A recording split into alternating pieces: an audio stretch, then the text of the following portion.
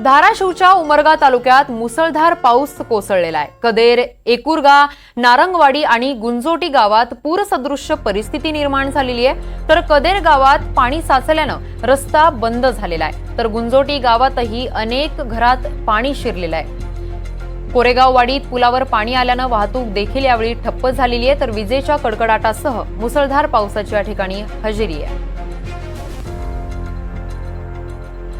धाराशिव जिल्ह्यात अनेक ठिकाणी मुसळधार पाऊस पडल्यामुळे पूरसदृश्य परिस्थिती निर्माण झालेली आहे, तर पावसाचं पाणी अनेक नागरिकांच्या घरात देखील घुसल्याची माहिती मिळते। तर विजेच्या कडकडाटासह मुसळधार पावसाने या ठिकाणी हजेरी लावलेली आहे, तर पुलावर पाणी आल्यानं वाहतूक देखील या ठिकाणी ठप्प झालेली आहे।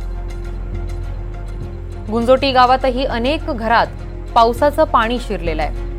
कदेर गावात पाणी साचल्यानं रस्ता बंद झालेला आहे, तर नागरिकांची यामुळे तारांबळ उडालेली आहे।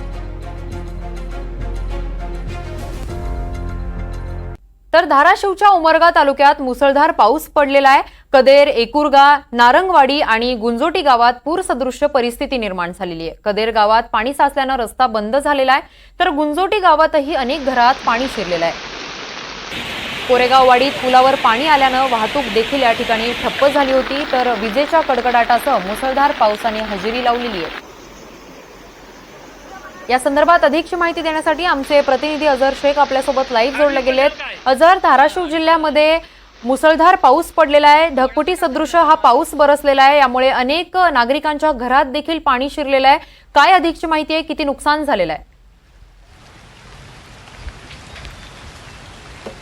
नक्कीच किरण, एकीकडे धाराशिव जिल्ह्याची दुष्काळी जिल्हा अशी एक ओळख आहे, मात्र यावर्षी आता मुसळधार पाऊस पडतो, त्यामुळे कुठेतरी शेतकरी सुखावला आहे।